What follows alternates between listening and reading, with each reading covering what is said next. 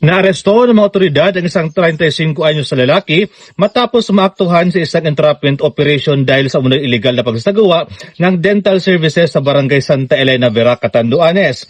Sa ulat, matagal nang minamanmanan ang sospek matapos itong mag-alok ng serbisyo sa ngipin sa pamamagitan ng social media kahit wala itong kaukulang lisensya. Naging dahilan ito upang magsagawa ng planadong operasyon ang mga otoridad na nagresulta sa kanyang pagkakadakip. Ayon sa investigasyon, dati umanong nagsilbi bilang dental assistant sa Maynila ang lalaki. Gayunman, nang bumalik ito sa Catanduanes, nagsimula itong magbigay ng dental procedures kahit hindi rehistrado bilang dentista. Isang boarding house sa Verac ang ginamit itong tirahan at pansamantalang klinika kung saan isinasagawa ang kanyang mga serbisyo. Sa isang operasyon, nakumpiska ang iba't ibang kagamitang pangdentista, medical supplies, ilang electronic devices at marked money na ginamit sa entrapment. Kasalukuyang nasa kustodiya ng Verac Municipal Police Station ang suspect habang inihanda ang pagsasampa ng kaso laban sa kanya.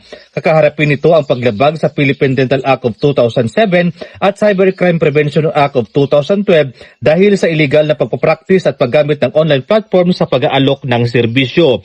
Ipinunto ng pulisya na tanging mga lisensyadong dentista lamang ang pinahintulutang magsagawa ng dental procedures at kinakailangan ding may rehistradong klinika ang mga ito upang masiguro ang kaligtasan ng publiko. Samantala, nanawagan ang mga otoridad sa publiko na maging mapanuri at tiyaking lehitimo at lisensyado ang mga profesional na kanilang kinukuha upang maiwasan ang panganib sa kalusugan.